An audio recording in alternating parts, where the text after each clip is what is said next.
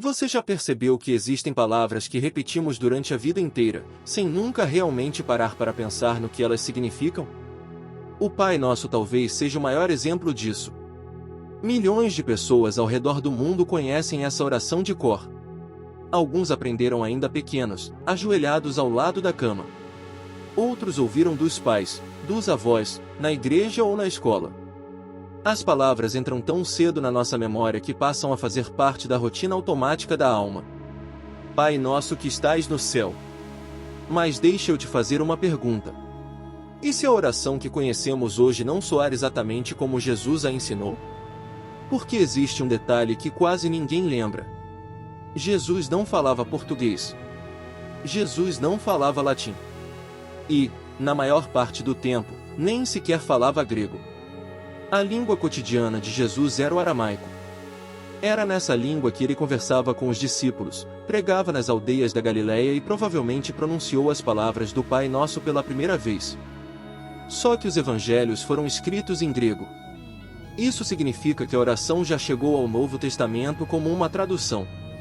Séculos depois, o texto grego foi traduzido para o latim, dando origem à Vulgata. E foi dessa versão que nasceram praticamente todas as traduções modernas. Pensa nisso por um instante. Aquilo que você recita talvez seja resultado de camadas e mais camadas de tradução acumuladas ao longo de quase 2000 anos. E aqui começa uma das discussões mais fascinantes da história bíblica. Alguns estudiosos acreditam que certas palavras aramaicas usadas por Jesus carregavam significados muito mais profundos do que as versões modernas conseguem transmitir. Por que o aramaico não funciona como as línguas ocidentais modernas? Muitas palavras possuem vários níveis de significado ao mesmo tempo. Uma única expressão pode apontar para algo físico, emocional, espiritual e simbólico simultaneamente. E quando essas palavras foram traduzidas para o grego, boa parte dessas nuances acabou desaparecendo. Décadas atrás, pesquisadores começaram a revisitar antigas tradições aramaicas preservadas por comunidades cristãs do Oriente Médio.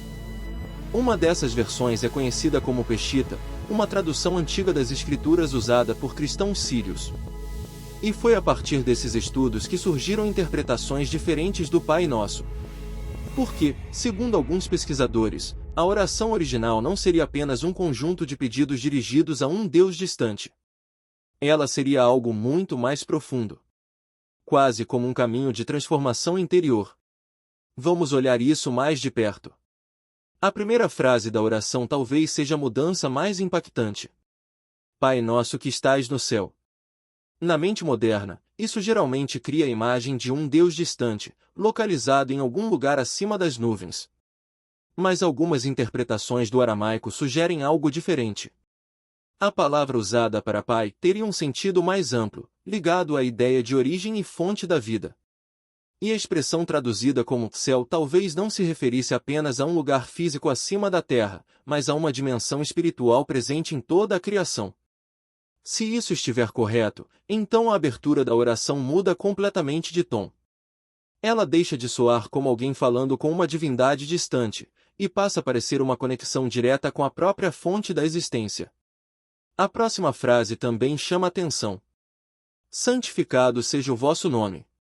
No pensamento hebraico e aramaico, nome não significava apenas uma identificação verbal. O nome representava a essência de algo. Então alguns estudiosos defendem que essa frase poderia significar algo parecido com: que eu abra espaço dentro de mim para que a tua essência se manifeste. Não apenas veneração externa, mas transformação interior. E então chegamos a uma das frases mais conhecidas.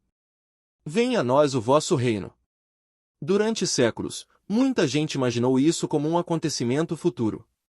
Mas algumas leituras do aramaico sugerem que a ideia original talvez estivesse ligada à manifestação do poder divino no presente.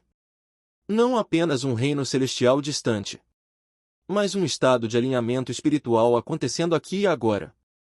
Mas talvez a parte mais polêmica esteja na frase sobre o pão. O pão nosso de cada dia nos dai hoje. Na superfície, parece um simples pedido por alimento.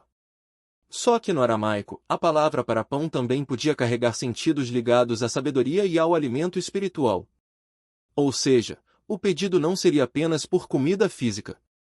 Seria por tudo aquilo que sustenta a alma humana. Força, clareza, direção. É quase como pedir: dá-nos hoje aquilo que realmente precisamos para continuar crescendo. Agora presta atenção no próximo trecho, porque aqui está uma das maiores controvérsias. Perdoai as nossas dívidas assim como perdoamos aos nossos devedores. Em muitas traduções modernas, isso virou pecado. Mas alguns pesquisadores afirmam que a raiz aramaica original poderia carregar a ideia de algo emaranhado, preso, complicado. Como fios embolados. Nessa interpretação, o pedido não seria apenas moral. Seria relacional. Algo como: ajuda-nos a desfazer os nós que criamos entre nós e os outros. Porque transforma o perdão em libertação. E talvez a frase mais debatida de todas seja esta: não nos deixeis cair em tentação. Durante séculos, teólogos discutiram um problema evidente nessa tradução. Por que Deus conduziria alguém à tentação? E aqui entram novamente os estudos do aramaico. Alguns defendem que o significado original estaria mais próximo de: não nos deixes cair no esquecimento. Ou seja, não perder a consciência espiritual. Não viver distraído. Não esquecer quem somos.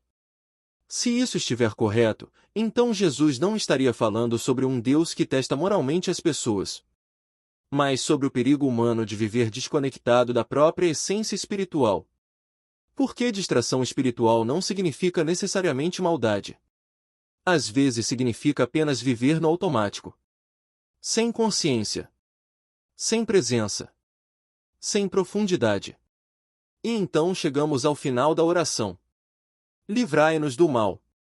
Na interpretação tradicional, muita gente associa isso ao diabo ou a forças malignas externas. Mas alguns estudiosos do aramaico sugerem outra possibilidade. A ideia poderia estar relacionada ao que está desalinhado da harmonia divina. Quase como pedir: afasta-nos daquilo que nos separa da verdade. Percebe como toda oração muda quando vista dessa forma? Ela deixa de parecer apenas uma lista de pedidos religiosos e passa a soar como um caminho espiritual completo.